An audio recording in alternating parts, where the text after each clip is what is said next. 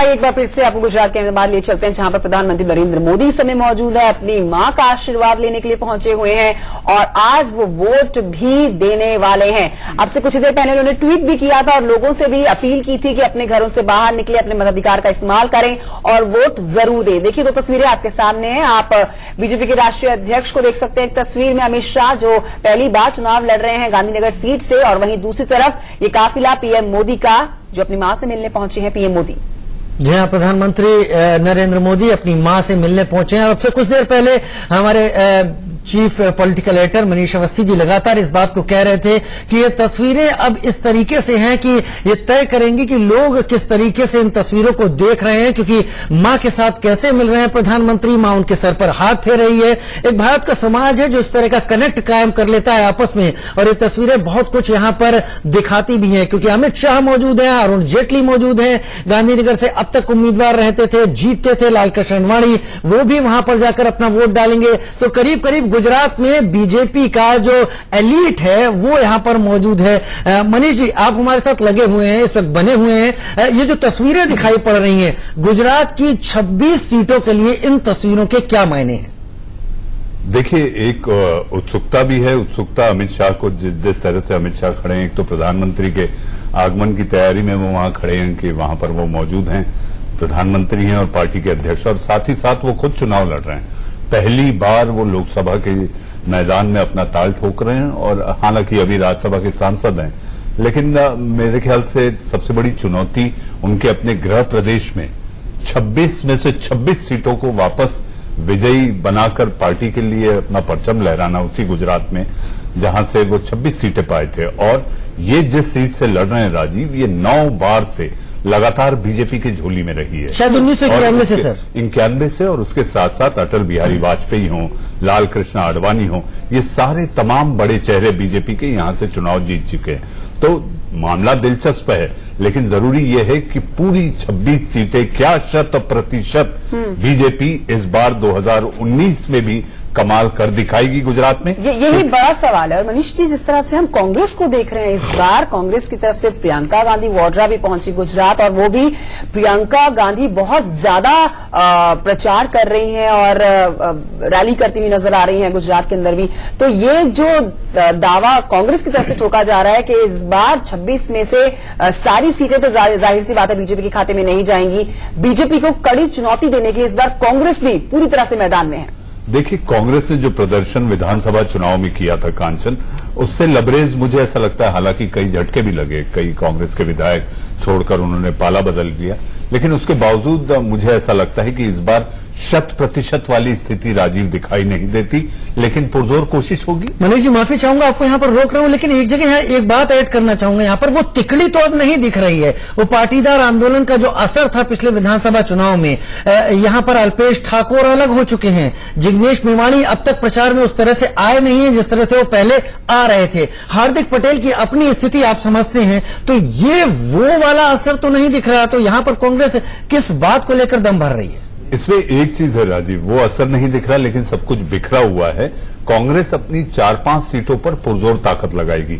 मुझे ऐसा लगता है कि कांग्रेस के पास एक सीट नहीं, और अगर 2-3 सीटें भी कांग्रेस निकालती है तो वो नुकसान है।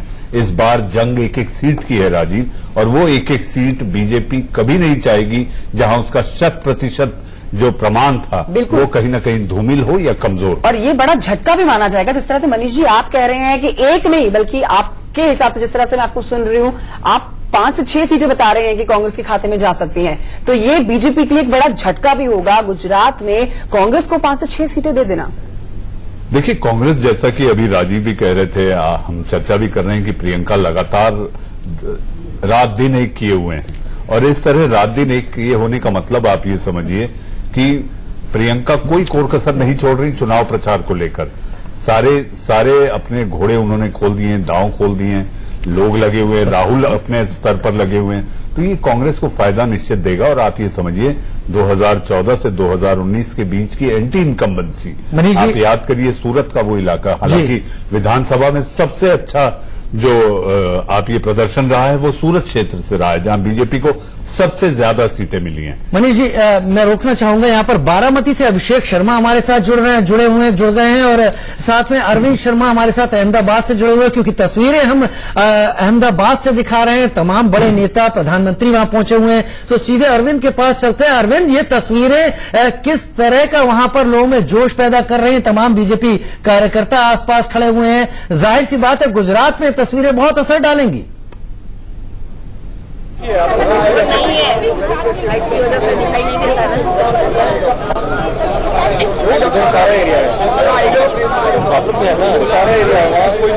अरविंद, क्या आपको मेरी आवाज आ रही है? जी, आपको सुन रहा हूँ। अरविंद, ये जो तस्वीरें हम लगातार देख रहे हैं, प्रधानमंत्री की अपनी मां से मिलने पहुंचे हैं, तमाम बीजेपी के बड़े नेता हैं, आज वोट भी डालेंगे। 26 सीटें हैं गुजरात में, सभी बीजेपी के हाथ में थी अब तक। अब क्या ये तस्वीरें किस तरह का माहौल वहां पैदा करेंगी? आज वोटिंग का दिन है, जाहिर सी बात है बढ़ चढ़कर मतदान करेंगे, लेकिन इन तस्वीरों के बारे में जरा विस्तार से बताएं। देखिए, प्रधानमंत्री राजभवन में रात्रि विश्राम किए थे और उसके बाद वो अपने भाई के घर वहां हीराबा के पास पहुंचे और ये रानीप की तस्वीरें हैं। रानीप का ये निशान हाई स्कूल है, यहाँ प्रधानमंत्री वोटिंग करेंगे और खुद पार्टी के अध्यक्ष अमित शाह उनका यहाँ इंतजार करते हुए आप तस्वीरों में देख सकते हैं। अमित शाह खुद इनका इंतजार कर रहे हैं। कुछ ही समय बाद प्रधानमंत्री के यहाँ पहुंचने की संभावना है। अरविंद जी मनीष जी, प्रधानमंत्री नरेंद्र मोदी क्या पंकज मोदी के यहाँ गए हैं, जहां पर हीराबा रहती हैं? मनीष जी, मैं इस समय यहाँ पर रानीप में मौजूद हूँ, लेकिन ऐसी संभावना थी कि प्रधानमंत्री अपनी मां का आशीर्वाद लेने जरूर वहाँ जाएंगे। तो मैं वहाँ के बारे में, चूंकि आपके साथ रूबरू हूँ, इसलिए हम आपको बता दें कि प्रधानमंत्री पंकज मोदी के यहाँ पहुंच चुके हैं, उनका काफिला वहां पहुंच चुका है और पिछले 10 मिनट से वो अपनी मां के साथ हैं। मैं आपसे ये जानना चाह रहा हूं कि क्या उन हीराबाद जो नरेंद्र मोदी की मां हैं, वो पंकज के साथ उनके घर में रहती हैं? हाँ, वो जो उनके छोटे भाई हैं पंकज के साथ रायसड़ में रहती हैं। रायसड़ में ही उनका निवास है और वहीं वो अपने मताधिकार का प्रयोग करती हैं। और अक्सर जब प्रधानमंत्री उनसे मिलने जाते हैं तो वो अपने छोटे भाई पंकज के यहाँ पहुंचते हैं, वहीं उनकी मां रहती है, उनकी आशीर्वाद भी वहीं पर लेते हैं। और आज भी ऐसी ही संभावना थी। तो जो बता रहे हैं आप, प्रधानमंत्री वहां पहुंचे हैं, अपनी मां हीराबा का आशीर्वाद लेंगे और उसके बाद यहाँ रानीप पहुंचेंगे प्रधानमंत्री, जहाँ पार्टी के अध्यक्ष अमित शाह उनका खुद इंतजार कर रहे हैं। पार्टी की और कई नेता यहाँ पर मौजूद है। मनीष जी, अध्यक्ष अमित शाह हैं, जो पहली बार चुनावी मैदान में भी हैं और इस वक्त प्रधानमंत्री नरेंद्र मोदी का इंतजार कर रहे हैं, उनके स्वागत के लिए यहाँ पर मौजूद हैं। कौन कौन अमित शाह के साथ और आप लोगों को देख पा रहे हैं? देखिए, स्थानीय जो नेता है वो लगभग सभी उनके साथ मौजूद हैं। यहाँ के पार्टी के कार्यकर्ता भी यहाँ पर मौजूद हैं और शाह का ये उनका खुद का इलाका है, तो शाह हर शख्स से रूबरू है। शायद ही कोई ऐसा शख्स हो जिसको वो ना जानते हो, क्योंकि नारायणपुरा में उनका खुद का निवास है। गांधीनगर संसदीय क्षेत्र से वो चुनाव लड़ रहे हैं और गांधीनगर संसदीय क्षेत्र की बात करें कंचन हम, तो इसमें अहमदाबाद का बहुत कुछ इलाका अहमदाबाद का गांधीनगर में आता है। तो शाह ने यहाँ पर लंबे समय तक नेतृत्व नारायणपुरा का किया है और अब वो गांधीनगर संसदीय क्षेत्र है, तो उनके लिए यहाँ कोई नया रिश्ता नहीं है, बहुत रिश्ता पुराना रहा है। साहब का यहाँ की राजनीतिक शुरुआत भी यहीं से हुई और प्रधानमंत्री की अगर मैं बात करूं तो वो इस रानीप क्षेत्र के मतदाता हैं। प्रधानमंत्री की यहाँ पहुंचने की संभावना है। वहां पर अमित शाह के साथ और कितने समर्थक आए हुए हैं? वैसे क्योंकि यहाँ पर पोलिंग होनी है तो लिहाजा ज्यादा लोगों के आने की उम्मीद यहाँ नहीं की जा सकती, लेकिन फिर भी स्वागत के लिए कितने कार्यकर्ता हैं, क्या हुजूम है, क्या तैयारी है वहां पर?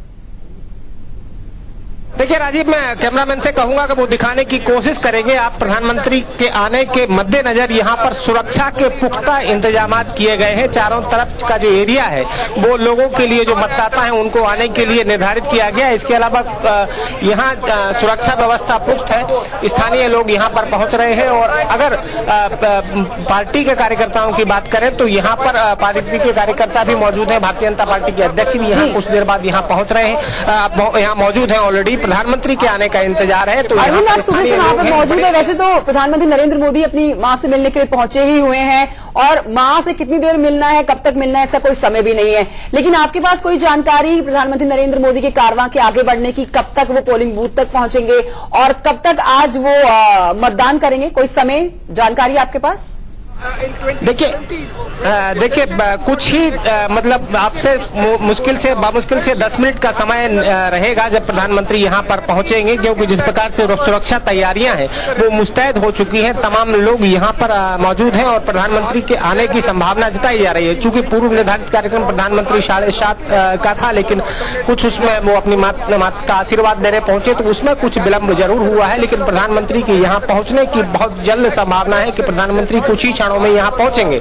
और प्रधानमंत्री का दीदार करने के लिए यहाँ के जो लोग हैं, स्थानीय लोग हैं, जो एक बार देखना चाहते हैं, वो भी बड़ी भारी संख्या पे यहाँ पर मौजूद है। मतदाताओं को कोई परेशानी ना हो इसके भी पुख्ता इंतजाम किए गए हैं, चूंकि राष्ट्रीय अध्यक्ष भी यहाँ पर मौजूद है और प्रधानमंत्री भी खुद यहाँ पर पहुंच रहे हैं, तो सुरक्षा के भी पुख्ता इंतजाम हैं और कुछ ही क्षणों का इंतजार और तभी प्रधानमंत्री यहाँ पहुंचेंगे। उनके समर्थक लगातार नारेबाजी करते हुए नजर आ रहे हैं और कुछ ही क्षणों का इंतजार है जो प्रधानमंत्री यहाँ पहुंचेंगे। मनीष जी, और वही मैं भी पूछना चाहता था कि जो मतदाता वहां पहुंच रहे हैं, क्या वो वोट डाल रहे हैं आप इसमें? देखिए राजीव, वहां पर जो भीड़ जमा होती है वो अपने बड़ा प्रधान को देखने के लिए जमा हो जाती है। मैंने विधानसभा चुनाव में भी देखा था। तो मोदी की एक खासियत जो मैंने देखी है, दूसरे राजनेता भी मैंने देखे, समझा है, पढ़ा है, लेकिन मोदी अपना जो आभा मंडल एक जो बनाते हैं, वो आभा मंडल का स्वरूप ऐसा होता है, जैसे कि अभी भी हम दर्शकों को तस्वीरों में दिखा रहे। देखिए प्रधानमंत्री मां से मिलकर बाहर आ चुके हैं जी, वो आप देख